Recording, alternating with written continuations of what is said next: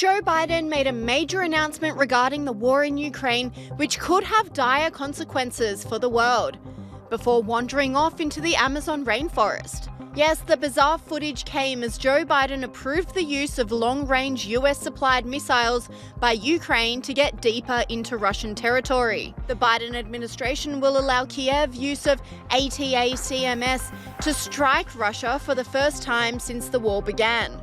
The news emerged from the Biden administration as Joe Biden was in the Amazon rainforest on Sunday, announcing a multi-million-dollar plan to reforest the Amazon. The president took no questions about the bombshell Ukraine announcement during his press conference, instead bizarrely just walked off into the rainforest.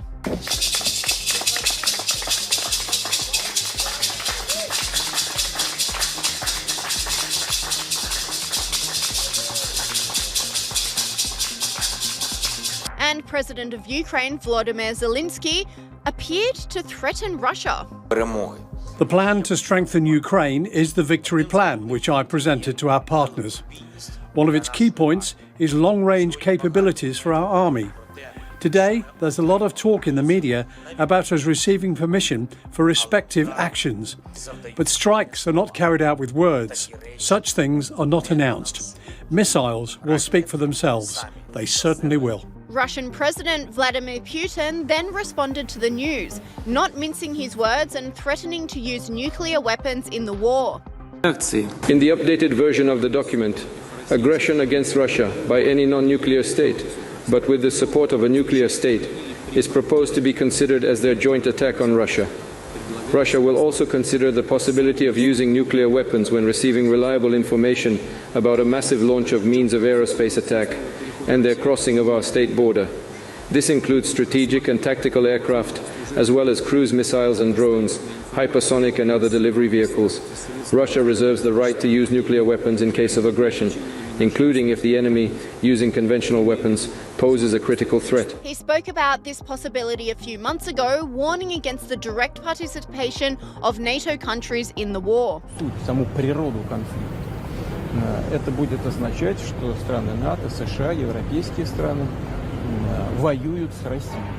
А если это так, то, имея в виду изменение самой сути этого конфликта, мы будем принимать соответствующие решения, исходя из тех угроз, которые нам будут создаваться.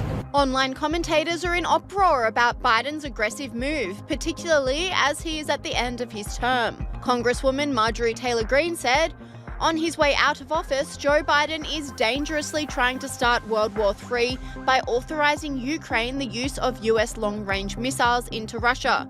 Enough of this. It must stop. Incoming President Donald Trump warned against increasing conflict in the region. We have never been closer to World War III than we are today under Joe Biden. A global conflict between nuclear-armed powers would mean death and destruction on a scale unmatched in human history. It would be nuclear Armageddon. Nothing is more important than avoiding that nightmare. We will avoid it, but we need new leadership. Every day this proxy battle in Ukraine continues, we risk global war. We must be absolutely clear that our objective is to immediately have a total cessation of hostilities. All shooting has to stop. This is the central issue. We need peace without delay. The Ukraine ambassador to Australia remains optimistic and believes Trump's presidency will help end the war between Russia and Ukraine. Vassal, what does Trump change in your view? Does his election bring mixed feelings for you, or do you think he will be good for Ukraine in ending the war? We rely on American decisive leadership with the Trump administration.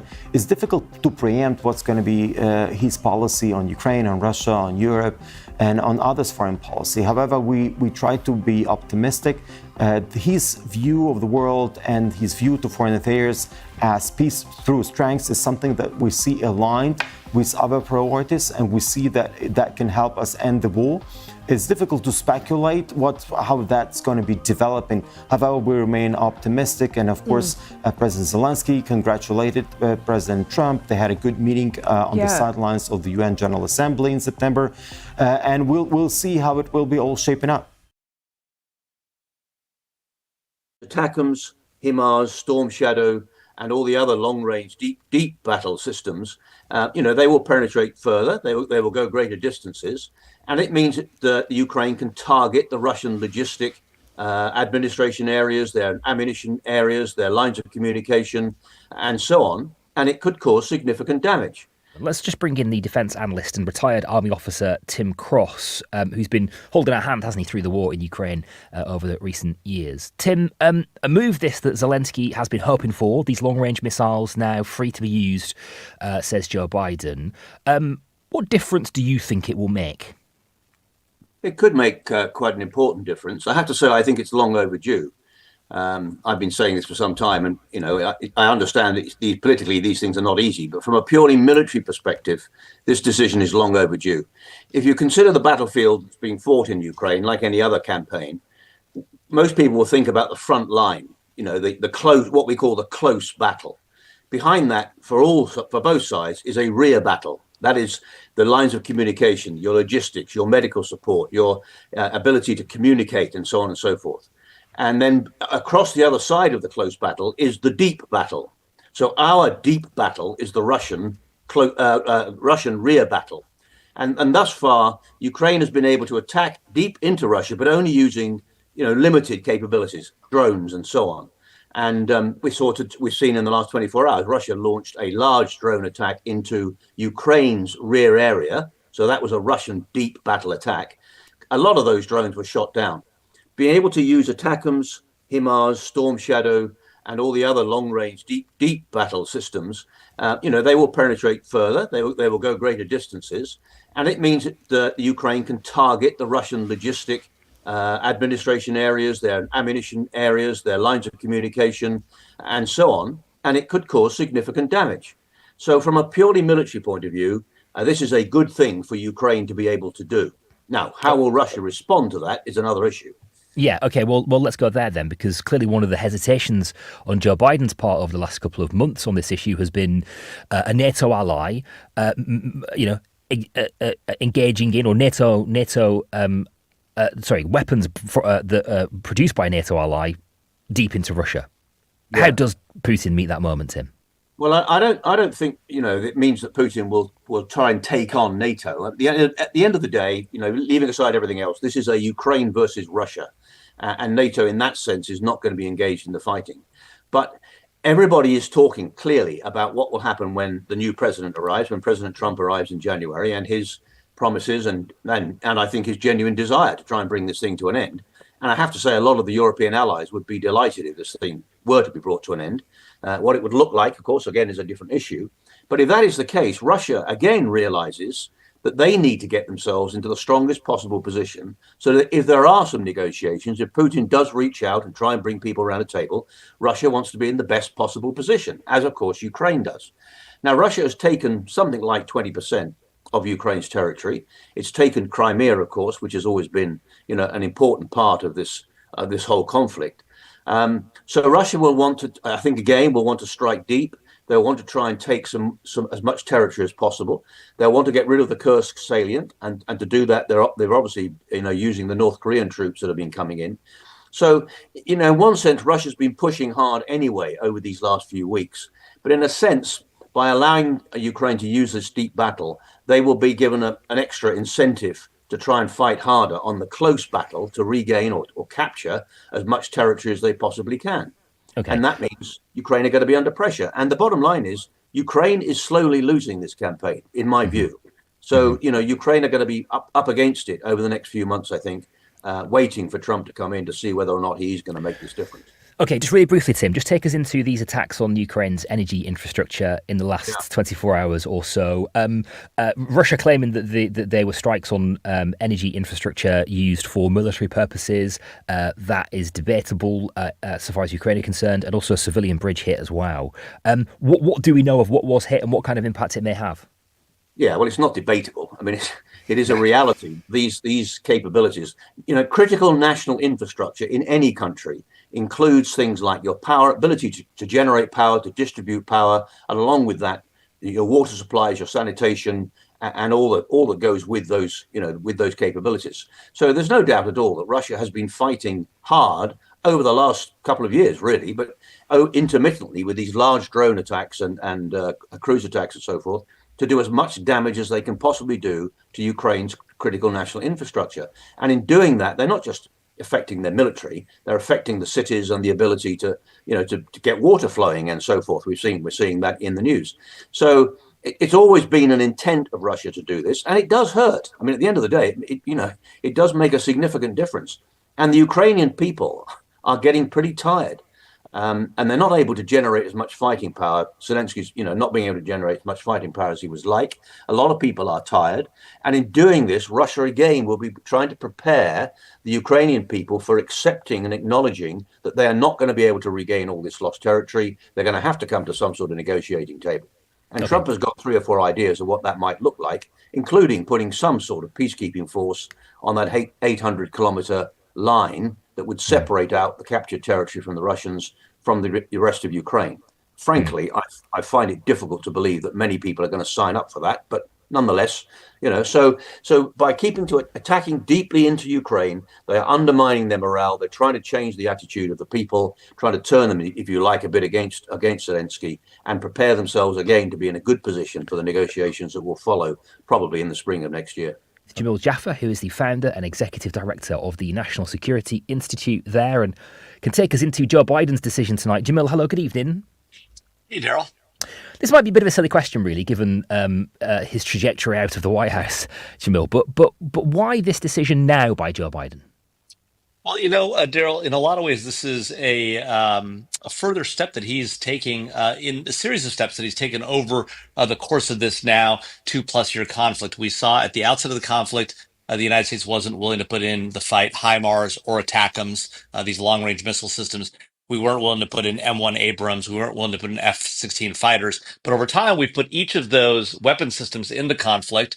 And even just last May, the president authorized the use of HIMARS against Russian forces inside of Russia to defend Kharkiv. So in a lot of ways, this is just the next logical step. This is the use of the longer-range ATACMS systems into Russia to defend the Ukrainian positions there in Kursk, where you now have both Russian soldiers, but also about 10,000 North Korean soldiers that have come into the fight.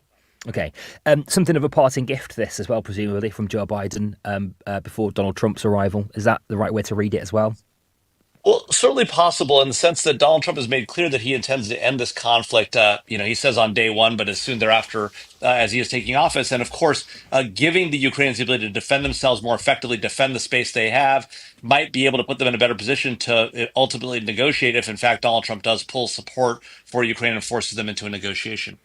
Okay. There were reports that Emmanuel Macron and Keir Starmer were lobbying Biden to make this kind of a move. Do you see that having made a difference? Is this a sort of big geopolitical diplomatic effort? Well, I do think that has something to do with it. The U.S. put the M1 Abrams tanks in once the British and the Germans had indicated they were going to put Challenger and Leopard tanks in, and now we see the British talking about putting Storm Shadow missiles in and Scout missiles in, also from other parts of Europe. And so now that those are in the fight, there may be additional pressure to put these ATACMS in. They are slightly longer range than the Scalp and Storm Shadow missiles, which I think makes them more effective. But at the end of the day, I think it's partly that pressure that's causing the Biden administration to be willing to move forward. Okay. Also, some concern that this further embeds a NATO ally in a war with Putin and how he meets this moment. Well, look, I think that in a lot of ways, Vladimir Putin has made clear that he's going to continue the fight there in Ukraine. I think he sees the return to office of former President Trump as an opportunity to cement his gains in Ukraine, and then maybe pause to sort of get his troops back together, and maybe take a pause for another day.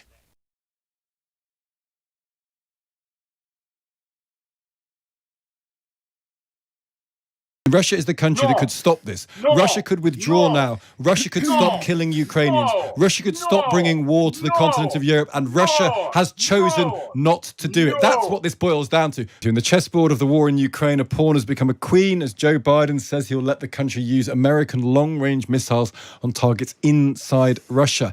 Let's hear the view from Moscow and talk to Sergei Markov, Russian political scientist, former advisor to Vladimir Putin. Good morning to you. I don't know.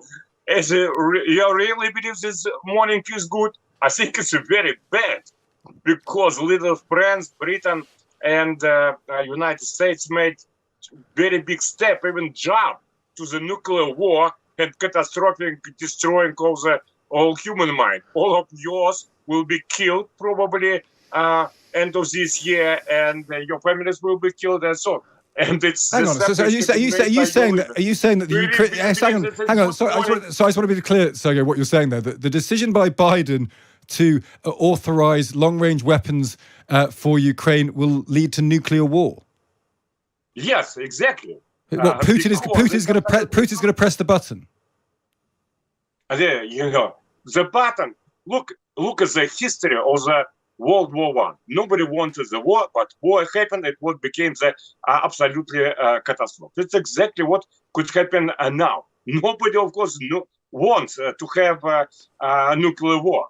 But if you go the escalation steps, this escalation of the will move you to this direction. You know, it's very easily. These rocket missiles.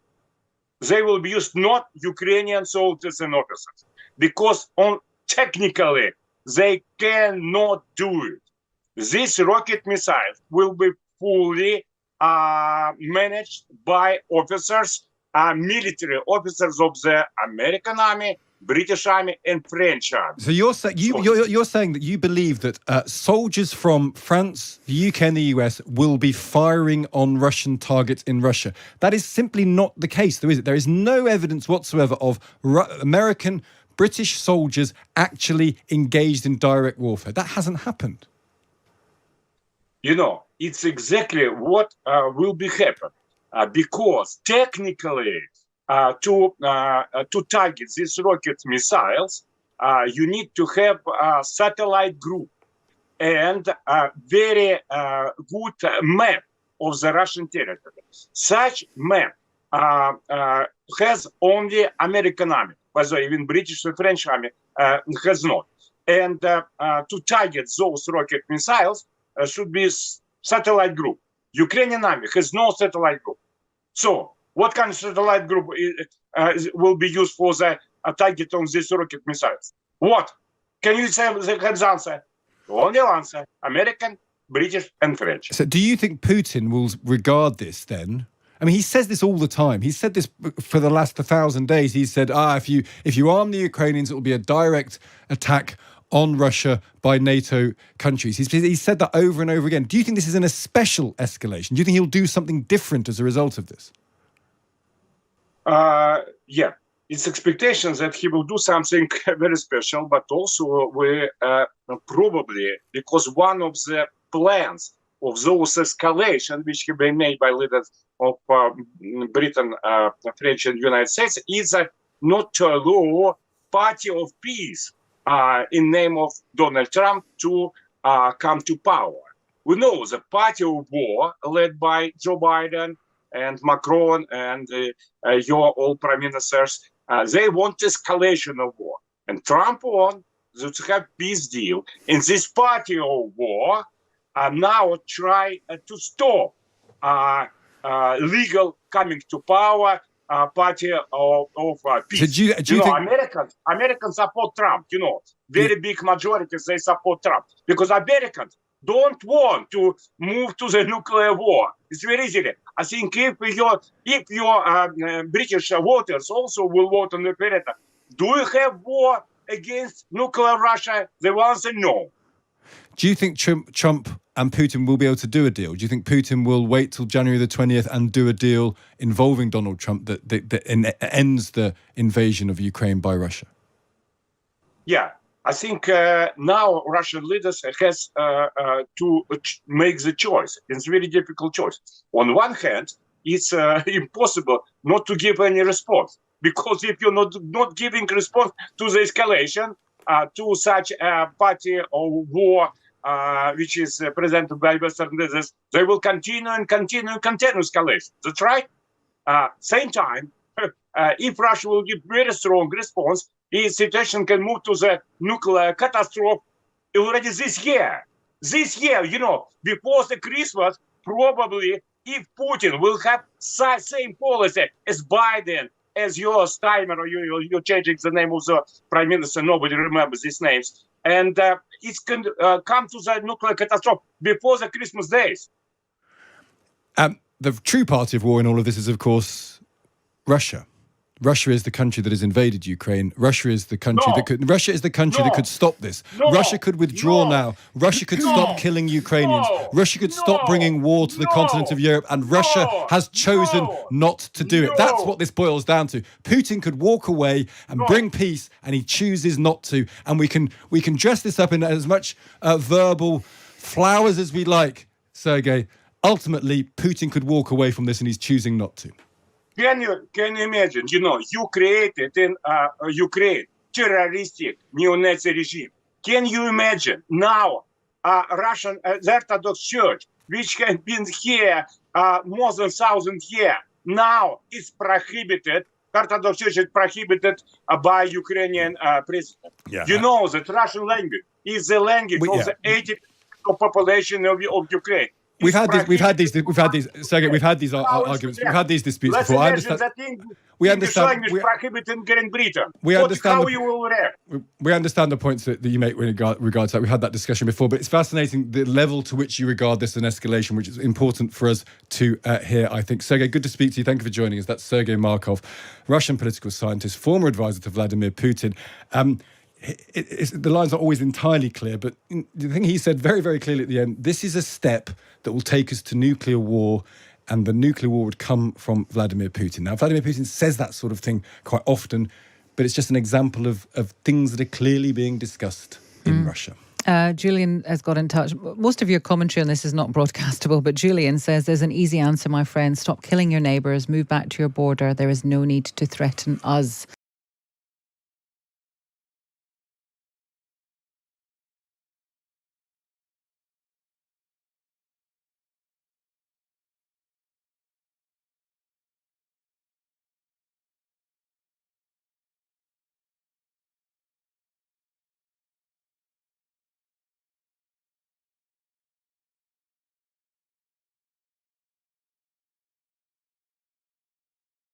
Several American media outlets that have been briefed directly by the White House are reporting that President Joe Biden has authorized Ukraine to use US-supplied missiles to strike deeper inside Russia. The concession marks a major policy shift by the outgoing Biden administration. Ukraine has long been pressing for permission to use US weapons like the Army Tactical Missile System, or ATACMS, and other Western-supplied weapons to hit military targets inside Russia. President-elect Donald Trump has criticized Biden's strong support for Ukraine. Well, Ukraine's President Volodymyr Zelensky did not directly confirm or deny he had received any such permission from Joe Biden. Well, for more on this, I'm now joined by WW's Rebecca Ritters in Kyiv. Rebecca, let's talk about Ukraine's reaction there. It seems that President Zelensky sounded rather cautious. Why is that? Well, I mean, as you heard, he did certainly make reference to this this reported change in policy, Gerhard, by saying that the missiles will speak for themselves. But the language, the vagary perhaps in the statement there really comes down to still trying to maintain an element of surprise, trying not to give too much away tactically as to how or when, I should say, the Ukrainians may start using these weapon systems. I think the element of surprise has largely already gone. I mean, Russia has had months where President Zelensky has been pushing the West and at various times it has looked like the West was going to agree to allow Ukraine to use these longer range weapons inside Russian territory in the summer, in September. Secretary of State Antony Blinken was here in Kiev, and it looked like perhaps he was going to make an announcement that the Biden administration had turned around on this policy. And then, of course, Zelensky went to meet with Joe Biden, taking that victory plan, as he just mentioned in that soundbite there, directly to the US president to try to convince him. That, of course, didn't at the time, affect any policy shift, but they certainly gave warnings to the Russians. They were able to move many of these strategic targets, many weapon stockpiles away out of the range of that 300-kilometer ATACMS weapon system. So, certainly the element of surprise is gone, but President Zelensky not wanting to give any more away as to when they might start using these weapons. So Zelensky rather cautious there for understandable reasons. But how has this news been received across Ukraine? Well, it's certainly been welcomed both by the government and, of course, by people of Ukraine who have been hoping that this might turn around for them. They're waking up to 1,000 days since the war began today, Gerhard, and of course, many morale is low. We're seeing on the battlefield that Ukraine are really struggling to keep the Russians back. Russians are making slow but steady progress on the battlefield, and of course, they're looking for anything that might help turn the tide. They're also worried about what might happen when the Trump administration takes office in January. It's certainly, being talked about the fact that President Trump, who said he could end this war within 24 hours, might force Ukraine to the negotiating table at a very disadvantageous position. And of course, having these weapons and being allowed to use them between now and when such a time that might happen in January or after January, that they may be able to level things out a little bit and go to any negotiations in a better position. Now, what kind of difference will the permission to use these missiles to fire them into Russia, what kind of difference will it make for Ukraine's war effort?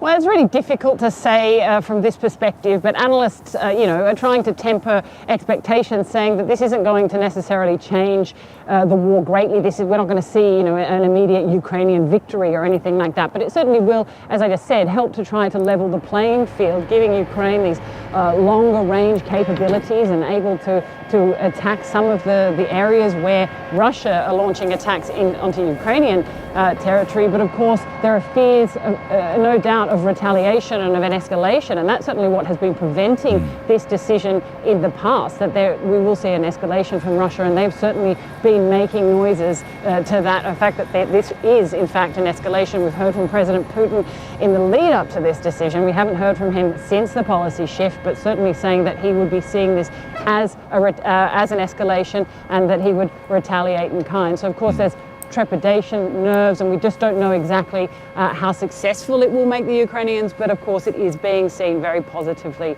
from here. DW's Rebecca Ritters there reporting from Kyiv. Thank you, Rebecca. Well, in the meantime, a Russian lawmaker says Biden's reported expansion of Ukrainian missile use risks starting a world war. Maria Butina from the ruling United Russia Party said Biden's administration is trying to escalate the situation to the maximum while they still have power and are still in office. I have a great hope that Trump will overcome this decision if this has been made, because they are seriously risking the start of World War III, which is not in anybody's interest. Let's bring in DW correspondent Rosie Burchett in Brussels. Rosie, very strongly worded reaction there, talking about World War III. Has there been any reaction by the EU or by NATO yet? Well, no surprises that it's seen very differently here in Europe. I'm at a meeting of European Union foreign ministers where ministers will be gathering, and you can bet this is going to be top of their agenda, because not for the first time Brussels often serves as a coordination hub, as it did, Gerhard, just a few days ago when Antony Blinken, who's the outgoing US Secretary of State, its top diplomat, was here in Brussels for talks with his Ukrainian counterpart and several other counterparts. And at that point, Kyiv pressed once again and said, please give us permission to use these long-range missiles to strike deep into Russian territory. So you can bet ever since then, such a decision has been hotly awaited and watched very carefully. Now, these kind of decisions are bilaterally taken. The European Union or NATO as a whole, they don't decide which countries donate what and who gives permission for which type of weapons to be used where. And therefore, it's down to different member states to choose what they like. But we do know that the EU's Foreign Affairs Chief, Josep Borrell, has long called for an easing of restrictions. Now, Borrell's position is one thing, but is there a unified position of European countries on shifting red lines by allowing Ukraine to fire their weapons into Russia? No, there isn't. And that's normal because different countries get to choose what happens with the weapons which they donate. But the ones to really watch here, and I think the ones that will be watched most carefully in Ukraine, are France and the United Kingdom. The UK is not a member of the EU, but has been coordinating closely with EU allies on donating military aid to Ukraine. France and the UK may follow suit after the US decision in terms of green-lighting less restricted use of their long-range missiles further deep into Russian territory. That's something which Ukrainian officials have also been asking for from those allies. Different countries don't necessarily have those kind of capabilities to donate to Kyiv. We know, for example, Lithuania has donated a couple of million euros to try and help Ukraine develop its own long-range capabilities. That's a bit of a longer-term request. Then when it comes to Germany, so far Germany has held out entirely on donating any long-range missiles. That's something which has been controversial between German coalition members and maybe something to also watch out for in the German election early next year. And we're now joined by DW correspondent Maria Katamadze for more on this. Maria, a very strongly worded reaction there, talking about World War III. Has Russia been really that surprised by this? Now, it's important to mention that we haven't had official reaction from the Kremlin, notably from Vladimir Putin yet. We've seen some of the initial reactions from the military bloggers suggesting furious and angry at the Biden administration decisions, but not seemingly surprised by that decision. Now we understand that some military bloggers, for instance, are seemingly downplaying the permission to strike deeper into the Russian territory, suggesting that once President-elect Donald Trump will step into the White House, that decision could be potentially overturned. Now, it's still unclear what is going to be the reaction from Vladimir Putin, but previously he has already commented on such a possibility, saying that should the West allow Ukrainians to strike deeper into Russian territory, that would change the essence and the nature of the war, implying that this would already be a sort of direct confrontation with NATO and direct involvement of NATO, since Ukrainians won't be able to strike those missiles without the help of the NATO personnel. Now, what could Russia's military reaction look like then? Hello there, YouTube. Look at what's going on in the news. You heard when Trump won, within 48 hours, you heard how Russia was willing to have talks. You heard the Ukraine president was willing to sit down, talk about the peace. Even other nations that were at war. Now, here is what's going on right here. You have seen and you have observe for yourself how Democrats are. They have a puppet president, but they have someone who is really running USA. So I cannot say USA wants to start war with Russia.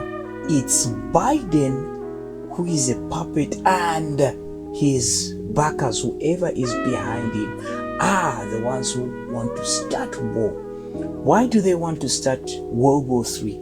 They don't want to give Trump a win because they have seen the response that Everyone wants peace in the Middle East, the whole area right there. Everyone wants peace. But what do? They don't want to give Trump a win. Just the same as most of the cities right here, they have banded up to become a resistance to Trump's agenda to deport immigrants. They want to resist. But me, what I can just say is, if I were Trump, I would say, okay, good. Let's give you all the immigrants that you're bringing in, put them, flood them in those cities, and then never give them funding from government. Easy, easy, easy. Until they surrender, they say that, okay, it's too much, we need help.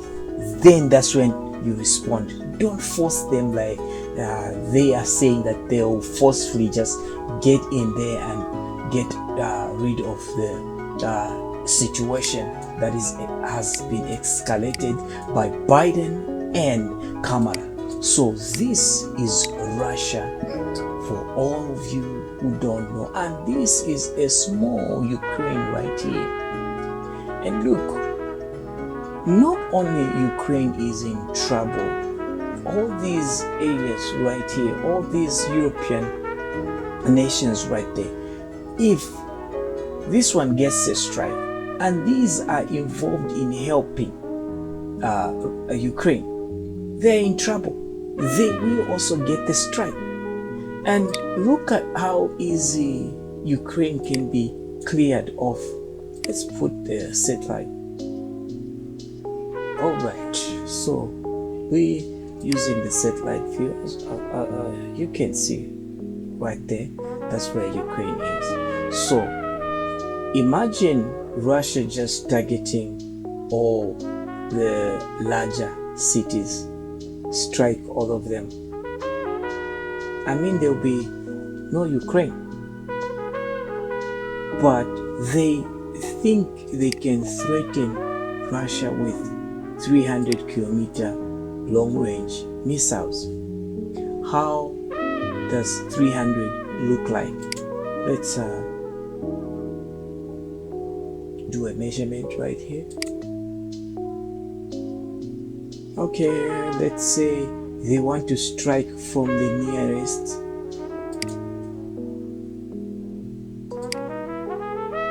So that's one. Let's go 300. Oh, not too much. So that is 300. That's how 300 look like. And let's zoom out so that you can see. You can see that it won't be a lot of damage, because this is, they go around right there. There's nothing much. There's nothing much. So it's like you want to commit suicide for nothing. What are they going to reach? These probably they may be smaller towns, but if you just want to say, okay, we'll also destroy some of your cities, what does it do if the most important larger cities are inland? You see that? So this will just be a suicide for Ukraine. I hope Zelensky listens to Trump, and I hope Trump calls Zelensky probably the same day and say, remember what we talked about.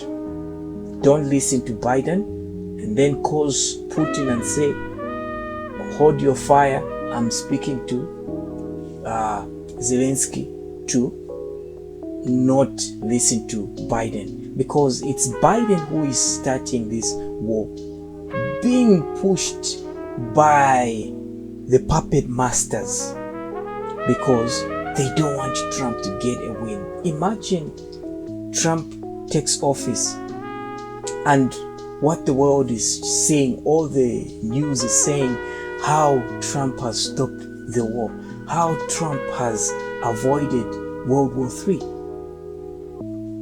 That is what they don't want, especially who? You know that guy who caused him to run for office. He hates Trump so much with a passion, and he probably will force Ukraine through the puppet to just go ahead and use those missiles. I hope Zelensky doesn't listen, because that would be suicide.